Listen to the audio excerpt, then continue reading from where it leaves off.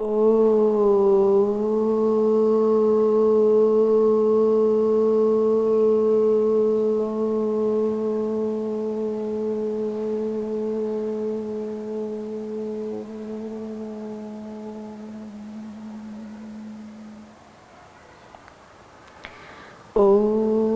श्री परमात्मने नमः। ओम श्री गुरुभ्यो नमः। ओम सर्वेभ्यो नमः।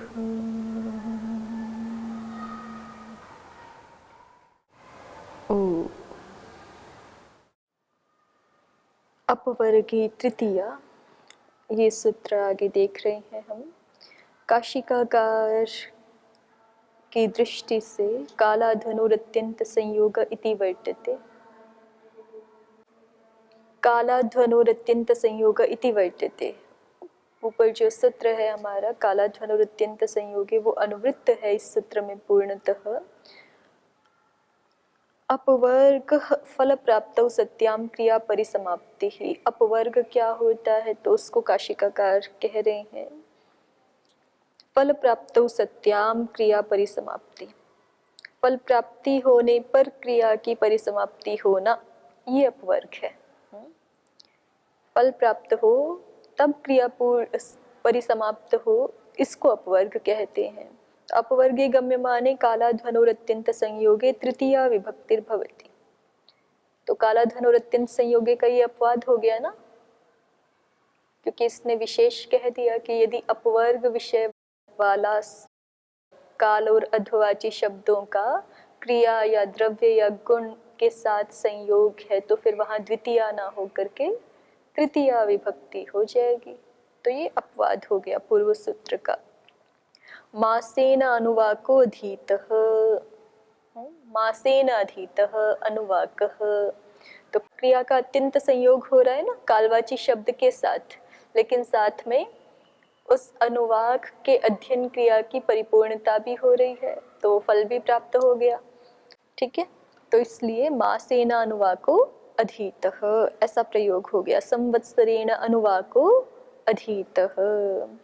अध्वनः क्रोशेन अनुवाको अधीतः योजनेन अनुवाको अधीतः।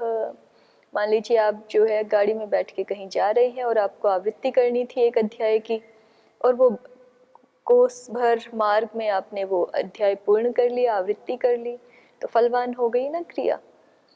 ठीक है, तो फिर वहां पर द्वितीया ना प्रयोग होकर के तृतीया हो जाएगी। क्रोशेनानुवाको अधीतः योजनेनानुवाको अधीतः। अपवर्गः इति किम, अपवर्गे ये क्यों बोला, तो कह रहे हैं कि यदि अपवर्ग नहीं है अर्थात फल प्राप्तौ सत्याम क्रिया परिसमाप्ति ही, ऐसी स्थिति यदि नहीं है तो फिर क्रोशम अधीतो अनुवाकः। तो इसका मतलब अनुवाक पढ़ा तो है लेकिन पूर्ण नहीं हुआ, या तो उसका अवगमन नहीं हुआ। ठीक है, क्रोशम अधीतो अनुवाक, हम ऐसे क्रोश भर चलते हुए अनुवाक पढ़ रहे थे लेकिन वो अपवर्ग विषय वाला नहीं हुआ वहाँ पर। चाहे जो भी हमारा विषय था, समझना था, आवृत्ति करना था, स्मरण करना था, यदि वो पूर्ण नहीं हुआ तो फिर क्रोशमधीतो अनुवाकः। मासमधीतः कर्तृव्यावृत्तौ फलसिद्धेरभावात् तृतीया न भवति।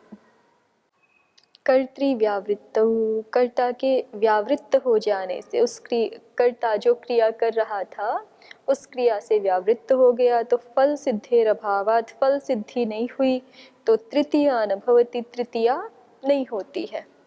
माने कोष भर तो पढ़ा और उसके बाद मान लीजिए वो अनुवाद पढ़ना अभी उसका कुछ और अंश भी शेष था, लेकिन कर्ता तो जो है वो कोष भर पढ़ने के बाद या मास भर पढ़ने के बाद उससे व्यावृत्त हो गया, तो अब फल सिद्धि तो नहीं हुई। तो फल सिद्धि नहीं हुई इसलिए वहां तृतीया प्रयुक्त नहीं होगी। कर्तृव्यावृत्तौ फल सिद्धेर अभावात् तृतीया न भवति। मासम अधीतो अनुवाकः न चानेन गृहीतः, ये भी प्रयोग है। मासम अधीतो अनुवाकः न चानेन गृहीतः, मास भर पढ़ा इसने अनुवाक लेकिन इसको ग्रहण नहीं हुआ। ठीक है, जहाँ जैसी क्रिया अपेक्षित हो। यदि आवृत्ति करना ही अभिष्ट है और वो आवृत्ति हो गई तो भी तृतीया हो जाएगी। यदि स्मरण करना अभिष्ट है और वो स्मरण हो गया तो भी तृतीया हो जाएगी। ठीक है। यदि पाठ मात्र वाचन मात्र करना ही अभिष्ट था और वो हो गया तो भी तृतीया हो जाएगी। और यदि समझना समझाना अभिष्ट था और हम जो है वो समझ गए, किसी ने हमें समझाया मास भर या फिर क्रोश भर चलते हुए कोई हमें पढ़ा रहा है और हम पढ़ रहे हैं और समझ गए तो भी तृतीया हो जाएगी। क्रिया का अपवर्ग होना चाहिए तब तृतीया हो जाएगी। मासमधीतो अनुवाकः न जानेन गृहीतः। व्याख्याकारों की दृष्टि से देख लेते हैं न्यासकार पद्मंजरी क्या कह रहे हैं। न्यासकार कहते हैं अपवर्गे तृतीय अपवर्ग इति अत्यंत संयोगस्य फल रूपमे तद विशेषणम उपात्तम। ये अपवर्गे जो है विशेषण पद है। किसका विशेषण है तो कहा अत्यंत संयोगे का। अत्यंत संयोगे का विशेषण है अपवर्गे। फल रूपमे तद विशेषणम उपात्तम। ये फल रूप विशेषण कहा गया है। तच्च क्रिया अत्यंत संयोगस्यैव संभवति नान्यस्येति सामर्थ्यादत्र क्रिया अत्यंत संयोग एव गृह्यते। अब ये कह रहे हैं कि ये जो अपवर्ग है ना, फल रूप जो विशेषण है वो गत सूत्र में तो कहा था कि हम तीन के साथ अत्यंत संयोग ले रहे हैं, है ना। काल और अध्ववाची शब्दों का, काल और अध्व का तीन के साथ अत्यंत संयोग, क्रिया के साथ, द्रव्य के साथ, गुण के साथ। लेकिन इस सूत्र में न्यासकार स्पष्ट कर रहे हैं कि यहाँ तो काल और अध्ववाची शब्दों का केवल क्रिया के साथ ही अत्यंत संयोग लेना होगा, द्रव्य और गुण के साथ नहीं। क्यों ऐसा? क्योंकि ये जो अपवर्गे विशेषण डाल दिया है ये केवल क्रिया के अत्यंत संयोग में ही संभव है। अन्य किसी गुण आदि के अत्यंत संयोग में अपवर्ग रूप जो विशेषण है वो घटित ही नहीं होगा। इसलिए केवल क्रिया के द्वारा ही अत्यंत संयोग लिया जाता है। सर्वस्याश्च क्रियायाः परिसमाप्तिरस्ति तस्माद् विशेषणोपादान सामर्थ्यात् फलप्राप्तौ सत्यां क्रियायाः परिसमाप्तिरिहापवर्गो विज्ञायते इत्यतः फलप्राप्तौ इत्यादि। अब कोई कह रहा है, कोई जिज्ञासु कहे कि अपवर्ग माने तो समाप्ति होता है, तो अपवर्ग माने आपने क्रिया की परिसमाप्ति क्यों नहीं ली? ठीक है, अपवर्ग का सीधा सीधा अर्थ क्या है? समाप्ति। तो गुण की परिसमाप्ति या द्रव्य की परिसमाप्ति वो तो ली जानी नहीं थी, लेकिन क्रिया की परिसमाप्ति तो ले सकते थे ना। तो और फिर कह रहे हैं कि यदि क्रिया की परिसमाप्ति ही लेना है तो विशेषण लगाने का कोई प्रयोजन नहीं है, क्योंकि हर क्रिया पूर्ण होती ही है। जैसे अब हम 1 घंटा पढ़ रहे हैं तो 1 घंटे बाद ये क्रिया पूर्ण हो ही जाएगी ना। आप 1 घंटे तक जो है वो कुछ ध्यान यज्ञ आदि कर रहे हैं तो उसके बाद वो क्रिया पूर्ण हो जाएगी। प्रत्येक क्रिया तो परिसमाप्त होती ही है कुछ ना कुछ काल के अंतराल से। तो फिर ये विशेषण लगाने का लाभ क्या है? अपवर्गे से हम क्या विशेष समझे? तो इसलिए कहा कि चूंकि ऐसा है कि सर्वस्याश्च क्रियायाः परिसमाप्तिरस्ति, सारी क्रियाओं की परिसमाप्ति होती ही है, उनका परिसमापन होता ही है। तस्माद् विशेषणोपादान सामर्थ्यात्, फिर भी आचार्य बोल रहे हैं अपवर्गे, तो इस विशेषण के ग्रहण करने के सामर्थ्य से, विशेषण के उपादान के सामर्थ्य से फल प्राप्तौ सत्यां क्रियायाः परिसमाप्ति, फल प्राप्ति होने पर जो क्रिया की परिसमाप्ति है वो विशेष ली जाएगी। सारी क्रिया परिसमाप्ति नहीं ली जाएगी। सर्व क्रिया परिसमाप्ति न इष्यते ग्रहीतुम निश्यते। कौन सी क्रिया परिसमाप्ति ली जाए? तो फल प्राप्ति होने पर जो क्रिया परिसमाप्ति हो रही है, जो क्रिया हमने जिस उद्देश्य के लिए प्रारंभ की थी वो उस फल को लाती हुई यदि परिसमाप्त हो रही है, पूर्ण हो रही है, तब जो है वो उसको अपवर्गे इस शब्द से उस स्थिति को ग्रहण किया जाएगा, अन्यथा नहीं। ठीक है। सर्वस्याश्च क्रियायाः परिसमाप्तिरस्ति तस्माद् विशेषणोपादान सामर्थ्यात् फलप्राप्तौ सत्यां क्रियायाः परिसमाप्तिरिह अपवर्गो विज्ञायते इत्यतः फलप्राप्तावित्यादि। कर्तृव्यावृत्तौ इति आगे एक पंक्ति लिखी थी, मूल काशिका में अंतिम में कर्तृव्यावृत्तौ फल सिद्धेरभावात् तृतीया न भवति पदकृत्य में दिखा रहे थे अपवर्ग इति किम, तो क्रोशम अधीतो अनुवाकः मासम अधीतः। वहाँ काशिकाकार ने कहा कर्तृव्यावृत्तौ फल सिद्धेरभावात् तृतीया न भवति, और अभिप्राय भी स्पष्ट किया मासम अधीतो अनुवाकः न चानेन गृहीतः। तो इस पर न्यासकार लिख रहे हैं कर्तृव्यावृत्तौ इति न हि मासमधीतो अनुवाको न चानेन गृहीत इत्युक्ते अपवर्गो गम्यते किं तर्हि कर्तुर अशक्तिमात्रम् न च तत्र अपवर्ग व्यपदेशः। न्यासकार ये दिखा रहे हैं मासमधीतो अनुवाको न चानेन गृहीतः इति उक्ते अपवर्गो न हि गम्यते। जब हम ऐसा बोलते हैं कि मासमधीतो अनुवाकः और न चानेन गृहीतः, ये पूरा वाक्य जब बोल रहे हैं तो यहाँ पर ऐसा कहने पर अपवर्गो न ही गम्यते, अपवर्ग का ज्ञान नहीं हो रहा। फल प्राप्ति होने पर क्रिया परिसमाप्ति का ज्ञान नहीं हो रहा ना। यहाँ तो ऐसा प्रतीत हो रहा है कि क्रिया तो पूर्ण हो गई लेकिन फल प्राप्त नहीं हुआ। ठीक है, तो उसी को दिखाया है कि न ही अत्र मासमधीतो अनुवाको न चानेन गृहीत इत्युक्ते न ही अपवर्गो गम्यते किं तर्हि, तो फिर क्या ज्ञात होता है, तो कहा कर्तुर अशक्ति मात्रम। ऐसा जब बोलते हैं, भाई मान लीजिए सब लोग सामान्य रूप से एक मास में उस अनुवाक को पढ़ लेते हैं, लेकिन किसी व्यक्ति विशेष के संदर्भ में बोला जा रहा है मासमधीतो अनुवाकः न चानेन गृहीतः, तो वहां पे अपवर्ग का ज्ञान नहीं हुआ ना।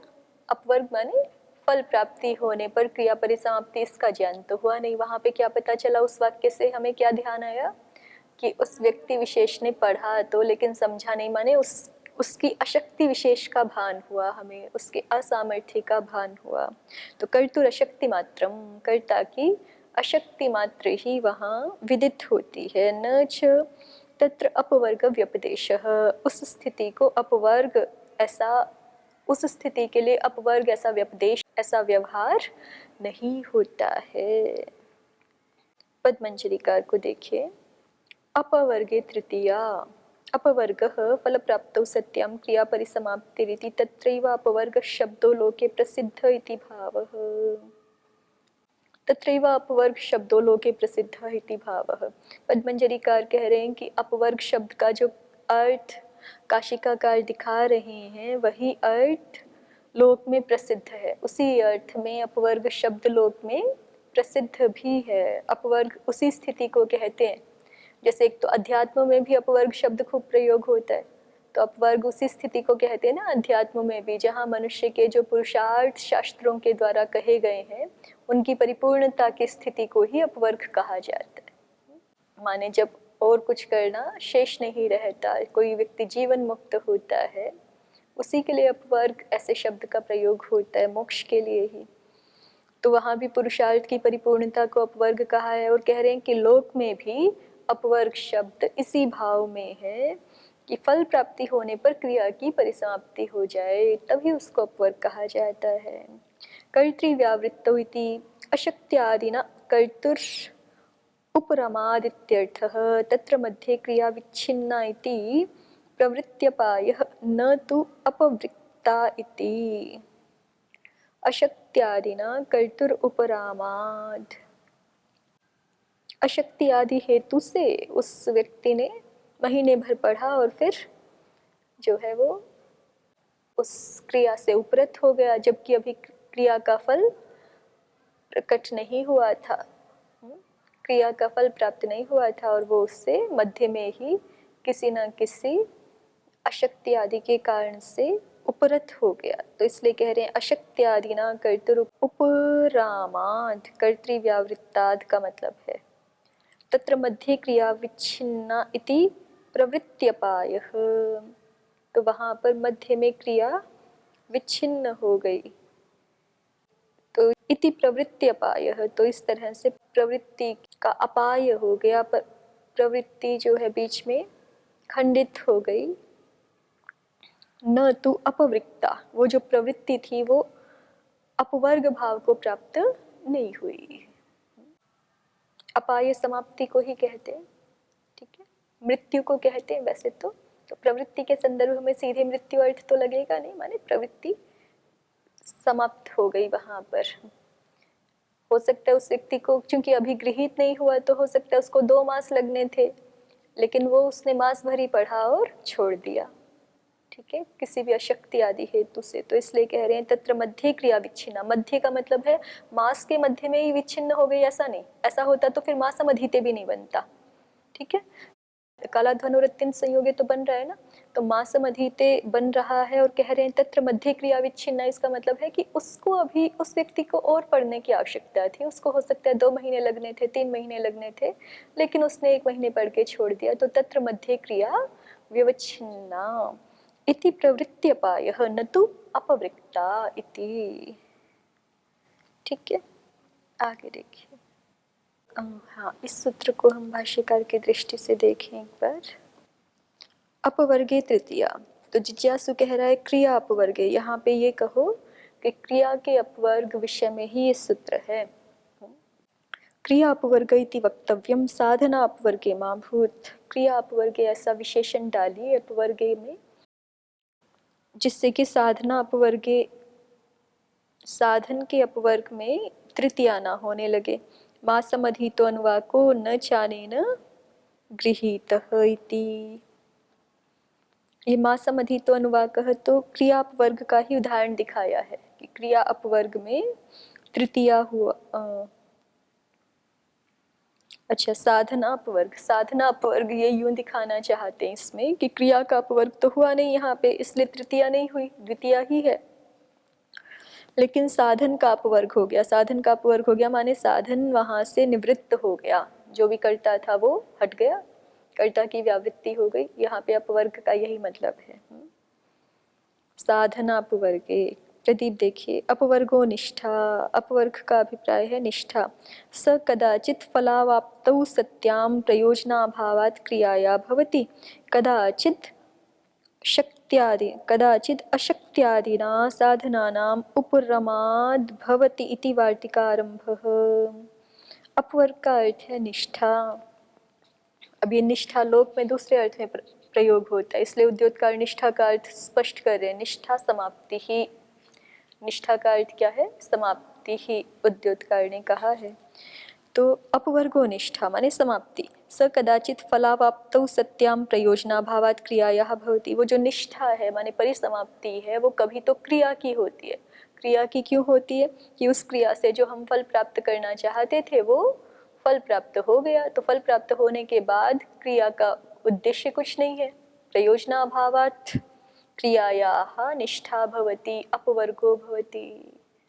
जिस उद्देश्य के लिए जो क्रिया प्रारंभ की जाती है, उस उद्देश्य की पूर्ति होने पर हम उस क्रिया से विरत हो जाते हैं, क्योंकि अब प्रयोजन नहीं रहा, ठीक है। तो कभी तो ऐसी स्थिति होती है कि क्रिया का अपवर्ग होता है, क्योंकि क्रिया से जो फल प्राप्त करना चाहते थे वो प्राप्त हो गया, अब प्रयोजन रहा नहीं उस क्रिया को आगे निरंतर करने में, तो इसलिए क्रिया का अपवर्ग होता है।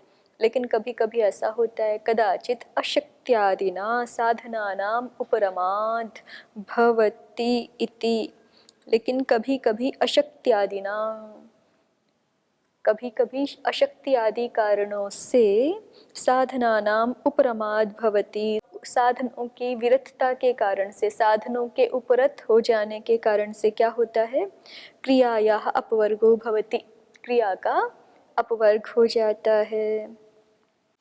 इति वार्तिकारंभः, इसलिए वार्तिकार ने ये वार्तिकारंभ की है कि कहो क्रिया अपवर्गे। वो जो अपवर्ग है वो फल प्राप्ति होने पर प्रयोजनाभाव से क्रिया का जो अपवर्ग है वही गृहीत होगा, साधन का अपवर्ग गृहीत नहीं होगा। साधनों के उपरम होने से जो अपवर्ग होता है, वैसे अपवर्ग तो क्रिया का ही होता है, साधन वो व्यक्ति ही नष्ट हो गया ऐसे नहीं होता, या गुण नष्ट हो गया ऐसे नहीं। साधन किसका है? अपवर्ग किसका है? क्रिया का ही है। लेकिन उस अपवर्ग में हेतु अलग अलग है। एक हेतु है कि प्रयोजन पूर्ण हो गया इसलिए क्रिया का अपवर्ग हो रहा है। दूसरा हेतु इन्होंने दिखाया है कि किसी अशक्ति आदि कारण से जो कर्तृ आदि साधन है वही उपरत हो गए, इसलिए क्रिया का अपवर्ग हो गया। तो ये एक भिन्न हेतु है। तो क्रिया अपवर्गे जो कह रहे हैं जिज्ञासु यहाँ पर वार्तिककार के रूप में, तो उनका अभिप्राय ये है कि जब फल समाप्ति होने पर क्रिया पूर्ण होती है, क्रिया का अपवर्ग होता है, वही अपवर्ग लिया जाए, क्रिया अपवर्ग उसको कह रहे हैं। और साधनों के उपरत होने से जो क्रिया अपवर्ग होता है उसको साधना अपवर्ग नाम से कह रहे हैं। ठीक है, तो कह रहे हैं कि क्रिया अपवर्ग विषय में तो तृतीया हो, साधना अपवर्ग विषय में तृतीया ना हो। साधन माने जो अभी बताए थे, पीछे भी आए थे आपके पाठ में, कर्ता कर्म करण आदि ये सारे साधन है। ठीक है, वो हट रही हैं किसी ना किसी कारण से, किसी ना किसी अशक्ति आदि से क्रिया से विरत हो रहे हैं, तो उसको ही साधना अपवर्ग कह रहे हैं। तो साधना अपवर्ग विषय में ये वो वाली साधना नहीं कि साधकों की साधना वाली, क्रिया की निष्पत्ति में जो सहायक है वो साधन, वो साधन यदि उपरत होते हैं तो साधना अपवर्ग विषय में तृतीया नहीं होगी, क्रिया अपवर्ग विषय में ही होगी, ऐसा कहना चाहते हैं। यद्यपि साधना अपवर्गे क्रिया अपवर्गो अस्ति, अब इसको स्पष्ट भी कर रहे हैं कि साधना अपवर्ग में भी तो क्रिया अपवर्ग है ही, क्योंकि साधन उपरत होगा तो क्रिया निष्पन्न नहीं होगी, क्रिया भी तो जो है समाप्त हो गई। फिर जहाँ साधना अपवर्ग रहेगा वहाँ क्रिया अपवर्ग रहेगा ही रहेगा। तथापि फिर भी विशेषणोपादान सामर्थ्याद विशेष आश्रियते, फिर भी चूंकि विशेष रूप से हमने क्रिया अपवर्गे कहा, सारा अपवर्ग क्रिया अपवर्ग ही है, ये बात हम पहले कह चुके हैं। अपवर्ग किसका होता है? गुण या द्रव्य का नहीं है, अपवर्ग क्रिया का ही है। लेकिन फिर भी जहाँ फल आपत्ति होने पर, फलावाप्ति होने पर क्रिया समाप्त हो रही है उसको तो इन्होंने क्रिया अपवर्ग कहा, और जहाँ फलावाप्ति तो नहीं हुई, साधन हट गए बीच में किसी न किसी कारण से, साधन उपरत हो गए, उसको ये साधना अपवर्ग कह रहे हैं। तो इसलिए कोई कह सकता है, अब जिज्ञासु के मन में शंका हो सकती कि साधना अपवर्ग होगा तो क्रिया अपवर्ग भी तो हो ही जाएगा ना, माने क्रिया समाप्त हो जाएगी, इतना ही अर्थ। साधना अपवर्ग होने पर क्रिया अपवर्ग हो जाएगा। अब यहाँ पे वो क्रिया अपवर्ग में पूरा अपवर्ग वाला अर्थ नहीं ले रहे कि फल अवाप्ति होने पर क्रिया की परिसमाप्ति, केवल कितना अर्थ ले रहे? क्रिया की समाप्ति, कि साधना अपवर्ग होगा, साधन हटेंगे तो क्रिया भी समाप्त हो ही जाएगी। तो सारा का सारा अपवर्ग एक प्रकार से क्रिया अपवर्ग ही है। फिर भी तथापि विशेषणोपादान सामर्थ्याद विशेष आश्रियते, तो अपवर्ग का अर्थ इन्होंने निष्ठा और समाप्ति इतना ही दिखाया था ना अभी, इसलिए कह रहे हैं कि फिर भी सारा का सारा अपवर्ग तो क्रिया अपवर्ग ही है, फिर भी अपवर्ग में विशेषण लगा रहे हैं क्रिया अपवर्ग, तो उस विशेषण के उपादान के सामर्थ्य से विशेष आश्रियते, विशेष का यहाँ ग्रहण किया जाता है, विशेष अर्थ को ग्रहण किया जाता है। किस विशेष अर्थ को? तो कहा क्रियाया एव योपवर्गो न तु साधनानाम अशक्त्यादि निमित्तस्तत्र इत्यर्थः, कि जहाँ क्रिया का ही अपवर्ग हो, जहाँ साधनों की अशक्ति आदि निमित्त वाला अपवर्ग है वो नहीं कहना। साधनों की अशक्ति आदि निमित्त से जनित जो अपवर्ग है उसको ग्रहण नहीं करना, तो फिर कौन सा क्रिया अपवर्ग बच जाएगा? केवल जहाँ प्रयोजन की परिपूर्णता होने पर, अर्थात फल की प्राप्ति होने पर क्रिया का अपवर्ग हो रहा है, वही शेष रह जाएगा फिर इस सूत्र के विषय में। ठीक है, उसी को लिया जाएगा। इसलिए अपवर्गे का अर्थ व्याख्याकारों ने स्पष्ट करके लिख दिया, फल प्राप्तौ सत्याम क्रिया परिसमाप्ति ही अपवर्गः। ठीक है, उद्योतकार भी यही कह रहे हैं, निष्ठा समाप्ति ही साधना अपवर्गे इति साधनोपरमकृत क्रिया त्यागे अपीत्यर्थः। साधना अपवर्गे अपि प्राप्नोति, साधना अपवर्गे क्रिया अपवर्गो अस्ति, इस पे लिखा है साधना अपवर्गे इति साधनोपरमकृत क्रिया त्यागे अपि, साधन की उपरमता के कारण से क्रिया का त्याग हो जाने पर भी तृतीया पाने लगती। लेकिन चूंकि क्रिया अपवर्गे ऐसा कहा गया तो इस विशेषण के सामर्थ्य से स्वतः एव क्रियायाः एव यो अपवर्गः न तु साधनानाम् अशक्त्यादि निमित्तस्तत्रित्यर्थः, स्वतः एव माने क्रिया का ही जहाँ अपवर्ग होता है, क्रिया का स्वतः अपवर्ग जहाँ होता है, और क्रिया का अन्य निमित्तक अपवर्ग नहीं, स्वतः अपवर्ग। तो क्रिया का स्वतः अपवर्ग कब होता है? जब क्रिया पूर्ण हो जाती है, उसकी फलवाप्ति हो जाती है, तब क्रिया का स्वतः अपवर्ग होता है। सच फल प्राप्तावेव भवति इत्यर्थ, वो बता भी दिया आगे। क्रिया का स्वतः अपवर्ग देखेंगे तो वो फल प्राप्ति होने पर ही होता है।